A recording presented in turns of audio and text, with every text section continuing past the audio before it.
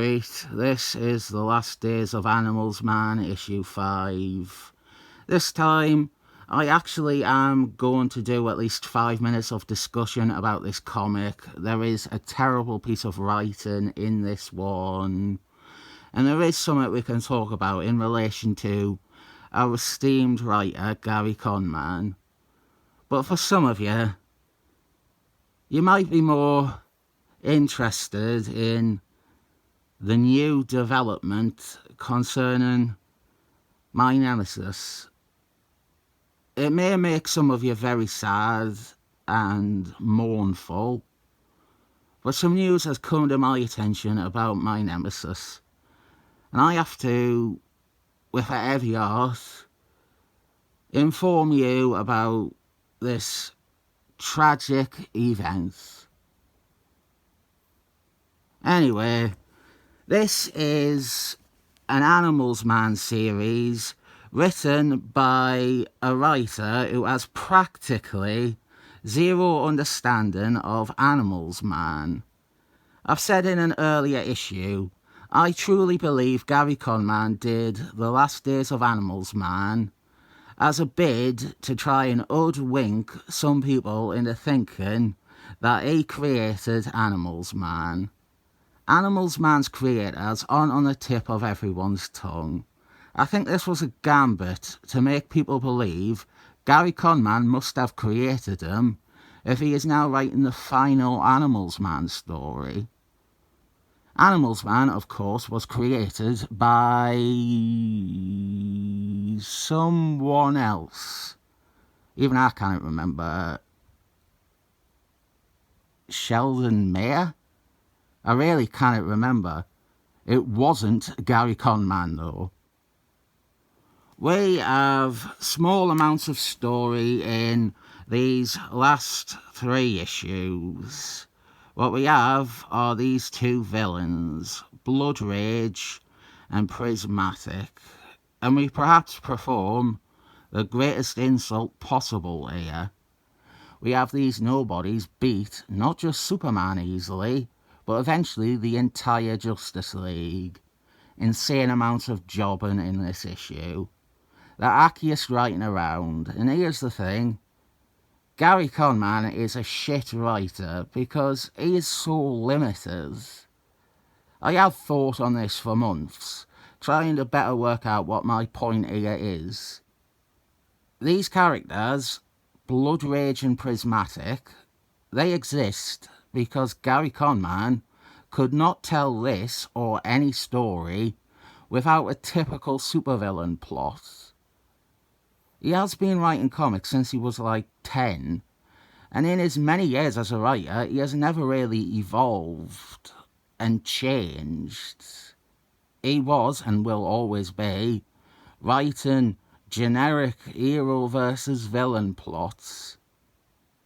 Even if you slap on a title as bold and audacious as The Last Days of Animals Man, all you're getting is the same framework and arguably obsolete narratives of his Spider-Man issues from the 70s.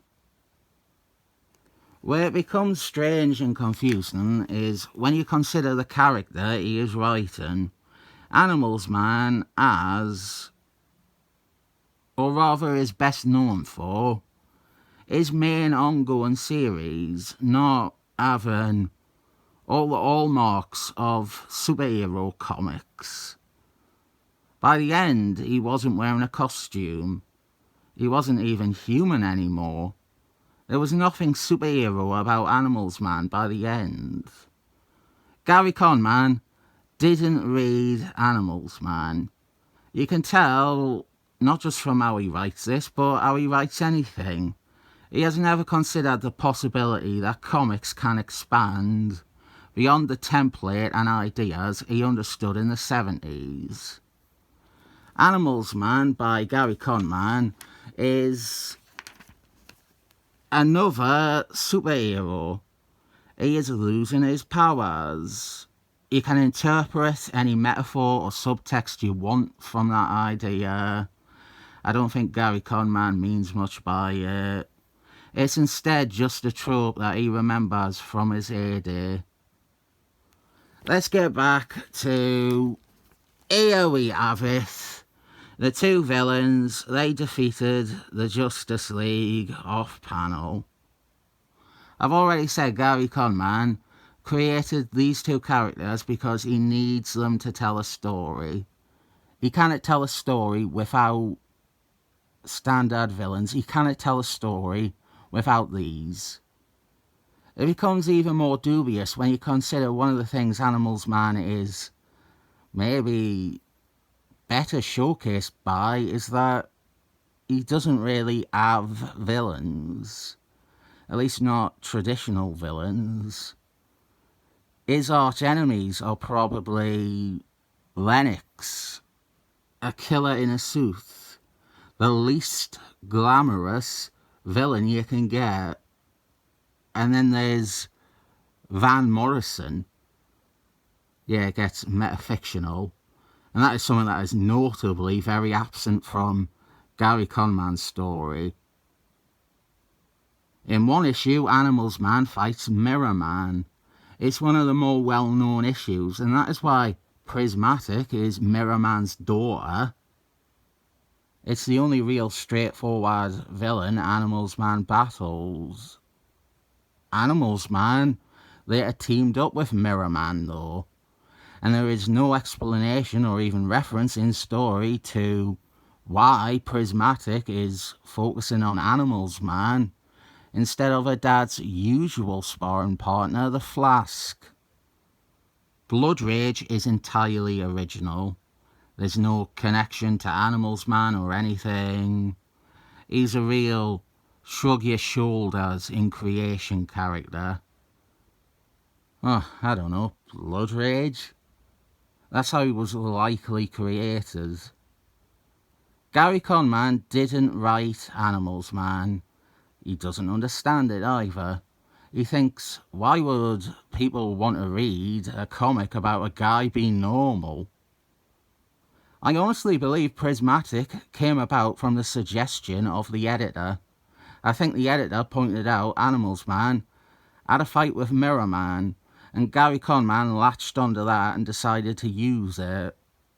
A good writer, a creative writer, could come up with some great, appropriate idea for Animals Man, but Gary Conman comes up with what he always does, which is interchangeable ideas for characters. The majority of his villains are unanchored to whoever they fight. They could appear in any book Gary Conman was writing. They could debut as someone else's villain, and they wouldn't be changed at all. You can find in Animals Man's history, if you put a little bit of work in, you can find actual villains or opponents that could be reconfigured to serve Gary Conman's limited writing talent. Psychic Pirate is a pretty dependable, established, and even impressive villain who appears in an Animals Man story arc, and he would make a far better villain for the series than Blood, Cunt, and Bitch-matic. There's that Dr. Time, Father Time, Dr. Destiny. Have him have a son. Banana Beast, have him now be even more impassioned and angered by the world's treatment of nature. That's almost like the most obvious story you could do for the last days of Animals Man.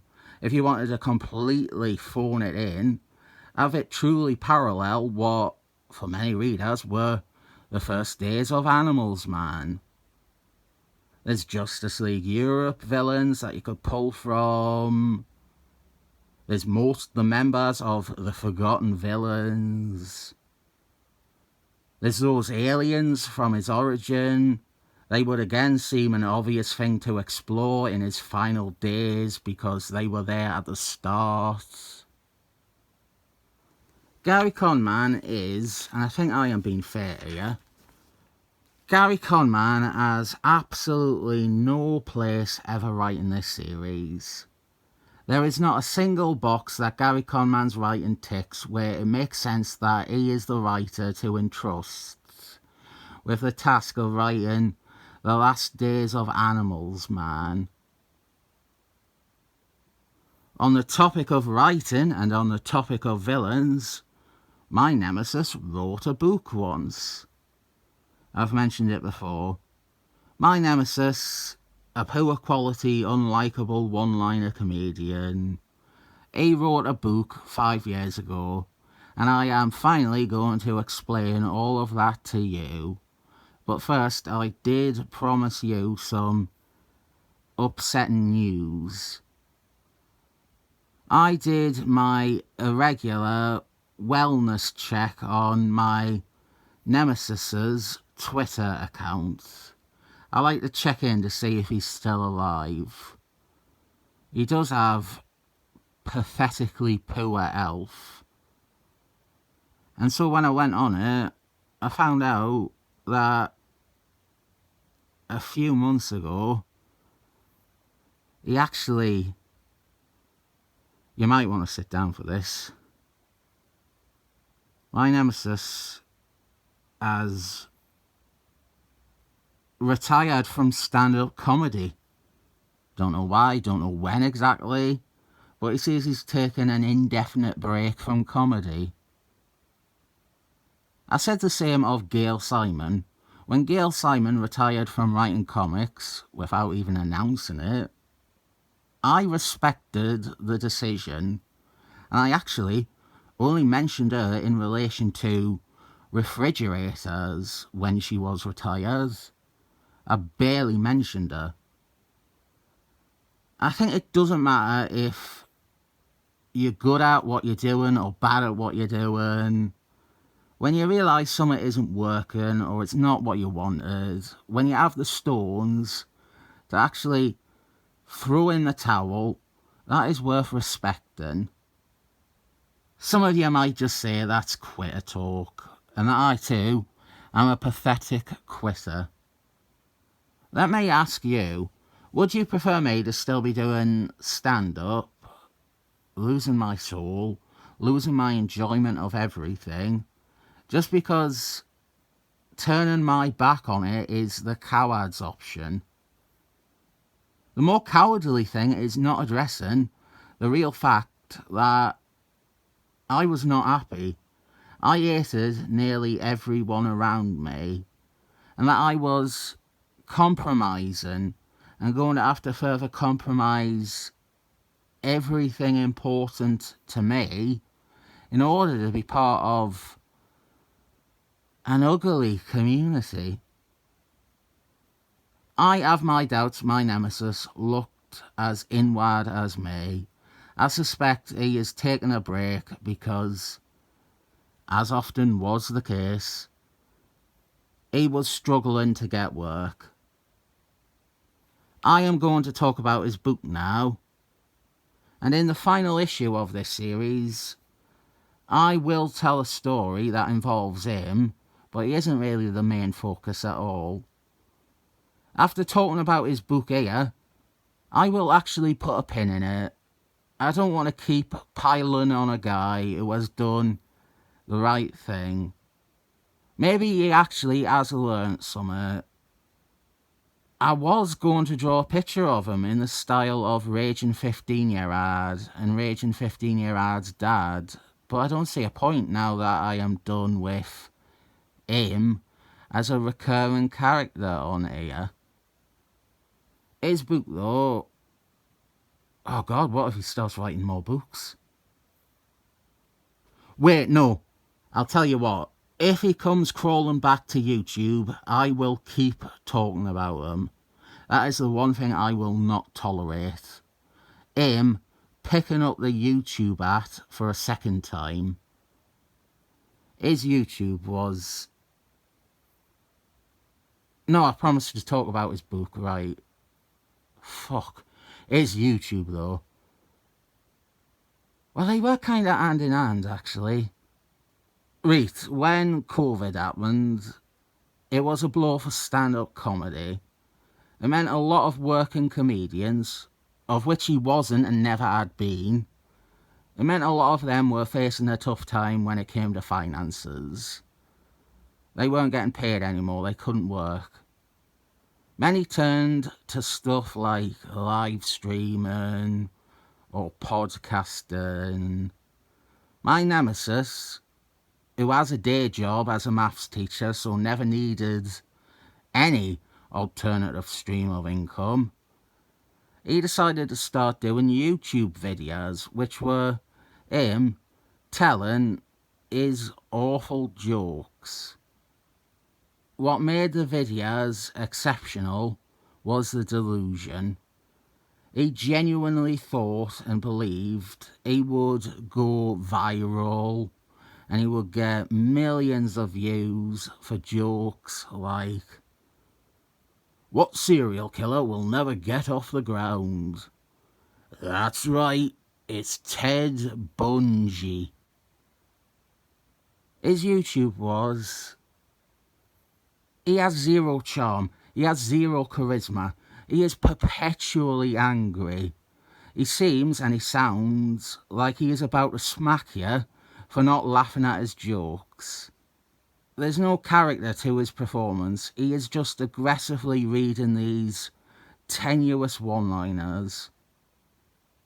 I've always thought as an act you could do a fun piece where these are quite bad jokes, but the performance could instill some irony or intention behind it.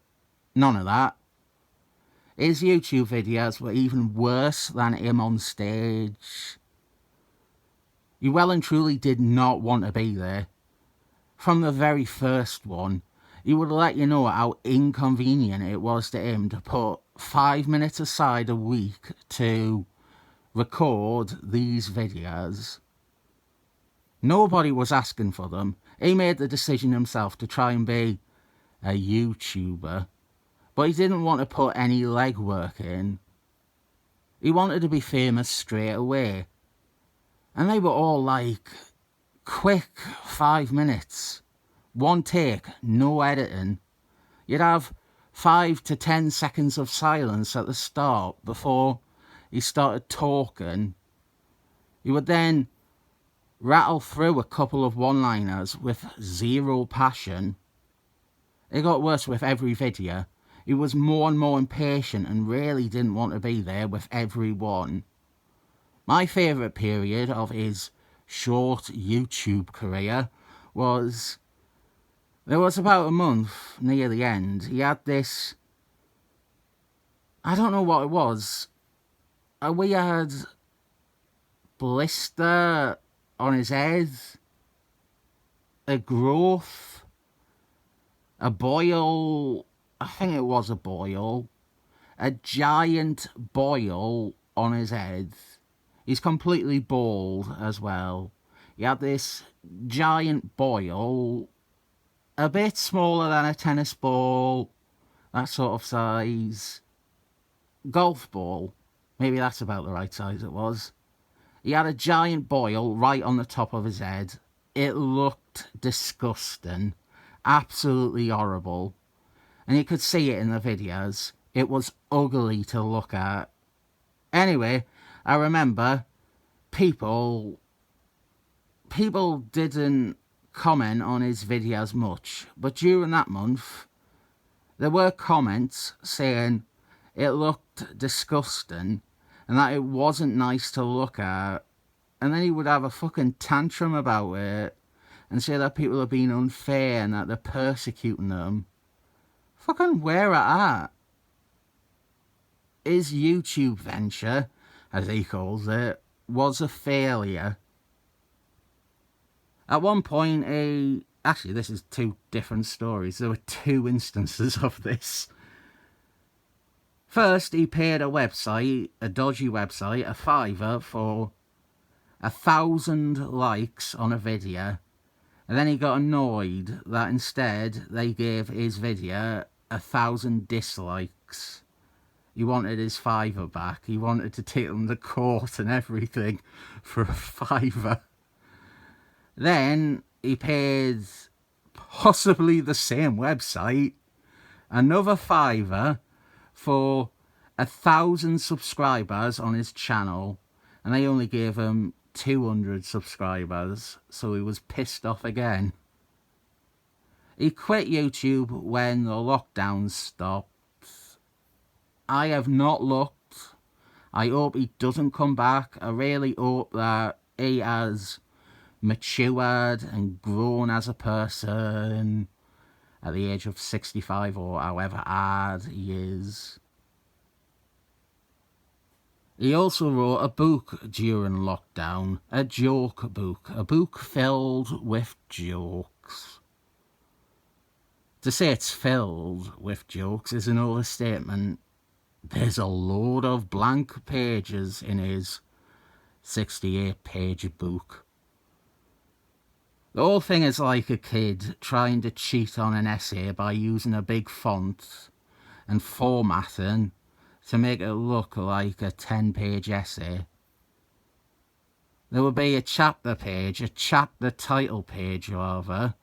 That would be a whole page. Chapter 7, animals or whatever. Then there would usually be a blank page after that, acting as a needless break. Then the actual content, the page would be three jokes in giant text with several enter keys breaking them apart. The average chapter was 5 pages long. Keep in mind, that includes the chapter title page and any blank pages. The longest chapter was 8 pages. The shortest chapter was 3 pages.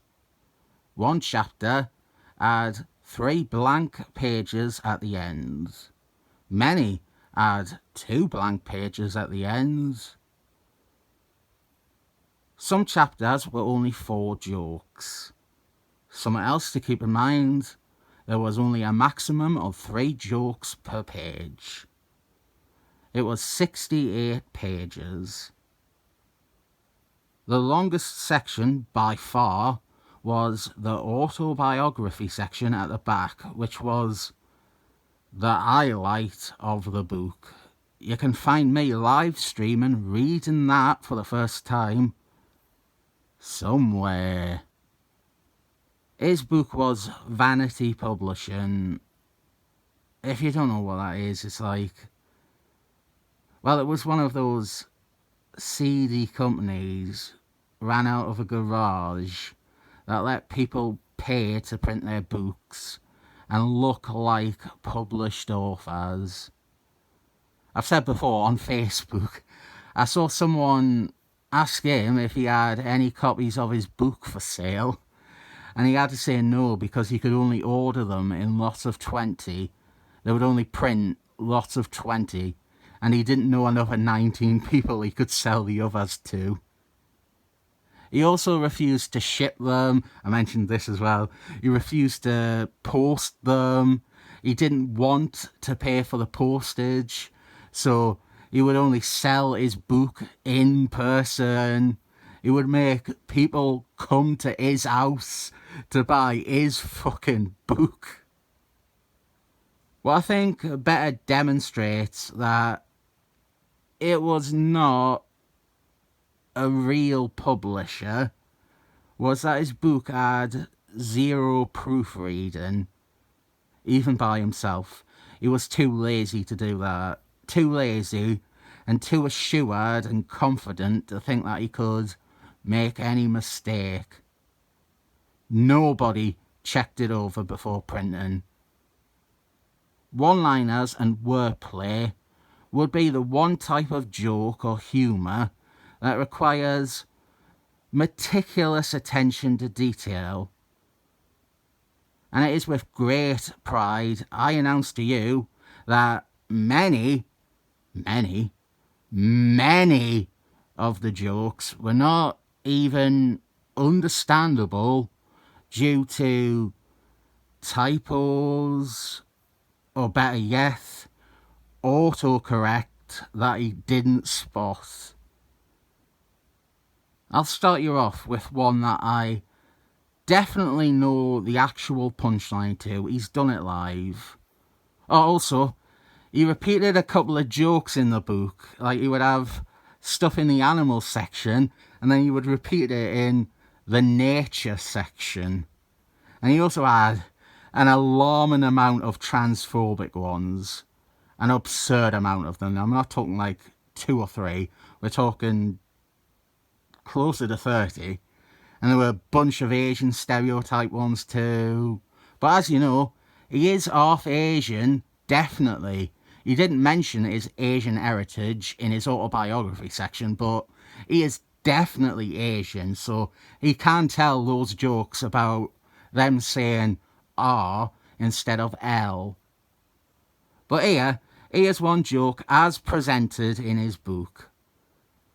I am depressed. My favourite Egypt TV show searching for best singer on the canal connecting the Med to the Red Sea has been axed. That's right. I'm Susie Idol. What? That's what you're saying?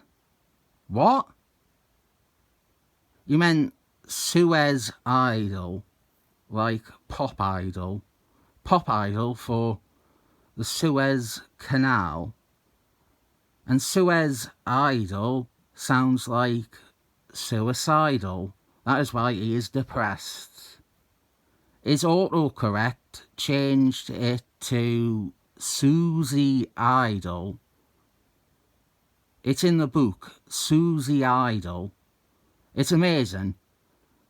At first I thought it was a singer. I thought Susie Idol was a singer. It's like a combo of Susie Quattro and Billy Idol. I thought Susie Idol must be a person, and the joke is that her name sounds a bit like a Pop Idol TV show. By the way, Pop Idol, not really been on telly for like 20 years now. That's just one. But here is the best example of that ever. I have this saved. This is a photo of it. Dan did not believe me that this was actually in his book. He thought I was winding him up. A mistake of this magnitude. We were obsessed with this. It's fucking astonishing in every way. Take a look. You can see that I'm not lying about the layout either. Right, we start with singing, which is always the best type of joke for the written word, isn't it? He often does this. He will post a pun on Facebook that only works said aloud. And then he will also do ones on stage that only work in writing. He really is a truly fascinating character. If only he wasn't such a cunt. Anyway, here goes. I'm your primate dancer, your dancer for monkey. He's changed the words to private dancer, right? The punchline is Lamar Turner. Who's that? Who is Lamar Turner? Never heard of Lamar Turner. Is he Susie Idol's support act? Lamar Turner? Who? I actually worked it out though. He obviously meant Lima Turner. His autocorrect changed it to Lamar because in the autobiography section he boasts time and time again about how his first ever gig was supporting Simon Pegg and Mark Lamar. It wasn't. He was on at a gig that Mark Lamar and Simon Pegg were on at. He wasn't supporting. But autocorrect changed Lima to Lamar. And so now it's Lamar Turner. I'm your primate dancer, your dancer for monkey, Lamar Turner. Great joke that, Lamar Turner. Two other things I think this might show are that A, he wrote the incredibly self-aggrandizing, insane autobiography section before he actually wrote the book, and that is why autocorrect as Lamar as a correction, and B, he possibly misspelt Lima to begin with, and the misspelling was closer to Lamar than the word Lima. Before I finish this, I need to quickly remember if there's anything else in the book I want to talk about. I don't think there is. The autobiography section's great. Oh, at the end, he said his second book was forthcoming, and it will be released in October, and be a book of exclusively spooky jokes. And it never came out. Never heard of it again. Never mentioned it or writing it or acknowledged it ever again. The question is, do I recommend The Last Days of Animals Man, a pretty worthless series, or do I recommend my Nemeses' book because there are proper big laughs in there? Not at any of the jokes, but at how badly told they are. Those aren't the only two. They were my two examples. Susie Idol is an example, and Lamar Turner is the best one. I didn't just go through and pick out the only two.